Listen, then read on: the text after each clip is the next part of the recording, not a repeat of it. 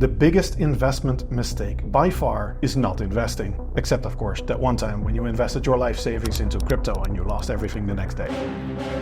But seriously, investing may seem risky, but the only surefire way to lose purchasing power is to hold cash. Cash is the worst asset you can hold from an investment perspective because it doesn't generate any additional money and it loses value over time due to inflation. Inflation means that the cost of goods and services in an economy increases due to the government printing money and everything becoming more expensive.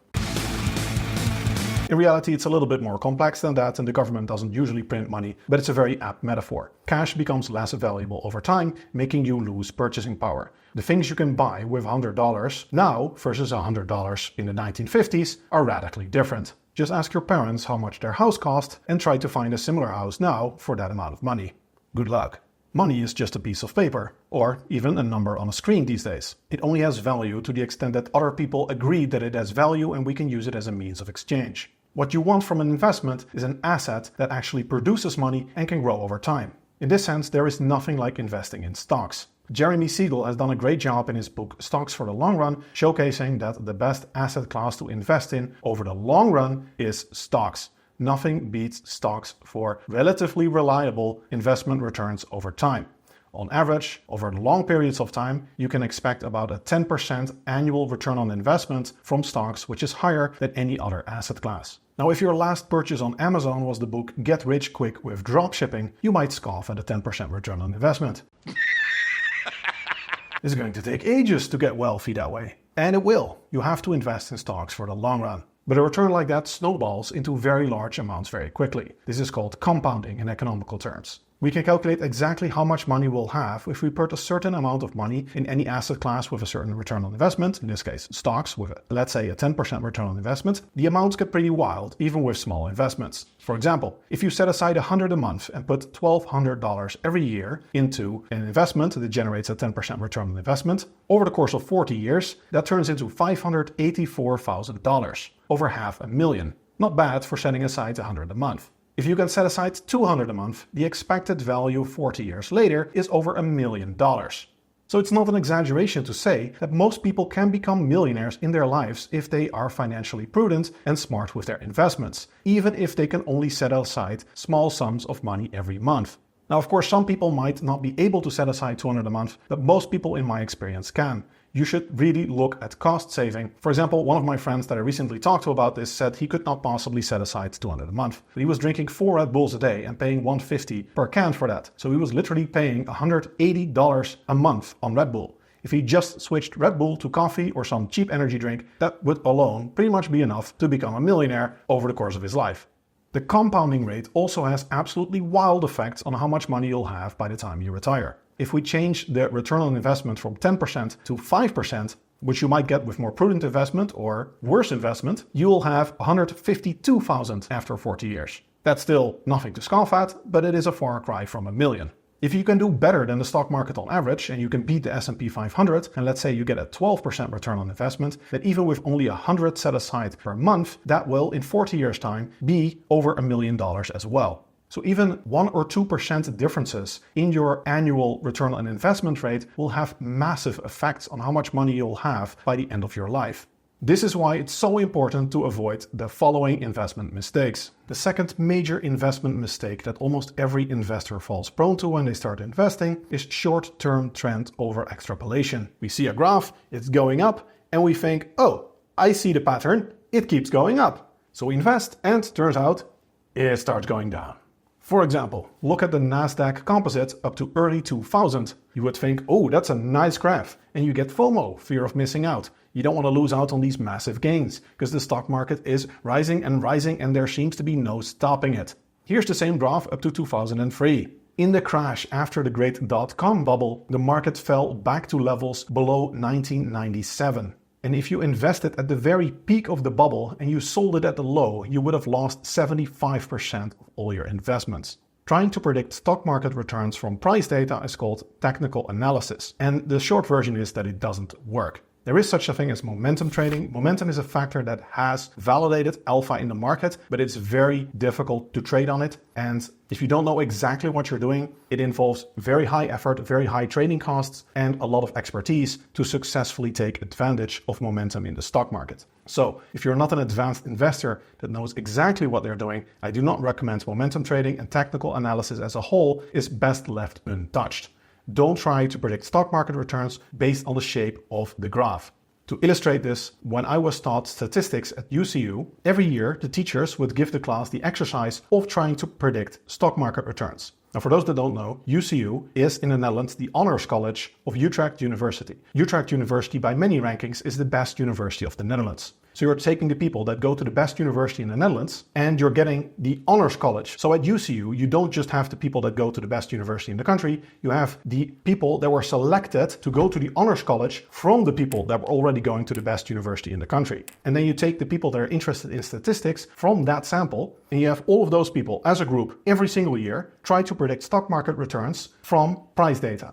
The result? Nobody has managed to predict stock market returns with any degree of accuracy that would result in actually generating positive alpha, which is the economical term for generating superior investment returns. Some of you might mention Jim Simons and Renaissance Technologies, but the number of people involved in that project, the investments in it, the trading algorithms, the technology that's required to do those things, it is far, far beyond the scope of any individual investor. So take-home message for the average investor: don't bother with technical analysis, ignore the shape of the stock market graph completely. You do not base your investment decision based on the shape of the stock market returns graph. The same mistake also applies to choosing a fund manager. Most fund managers in research have been shown time and time again not to outperform the market. And the ones that do typically don't outperform the market anymore over the next period. So it's mostly luck. Many investors not aware of these data still look at investors with the best returns and try to select the one that has outperformed the market over the last couple years or even 10 years, and it is simply not a guarantee that they will be able to do so again. Most investors that outperform the market just got lucky. If you want someone else to manage your funds, you should not just look at their past returns, you should look at their investment strategy. Their investment strategy is a far better predictor of their ability to generate returns on investment than their past performance, especially when you're measuring it over a few years. If you're looking at someone like Warren Buffett and you can go back many decades in time, then it is a decent clue, but especially over short time horizons, it really doesn't mean anything. And this also applies to countries. Many investors these days are all in on the United States of America. Now, I love the United States of America. It's a great market. It's a free country. It's a capitalist market. They have some of the best companies in the world. It's a very competitive market. There's a lot to be said to invest in the United States, and pretty much anyone should probably be investing in the US to at least some extent.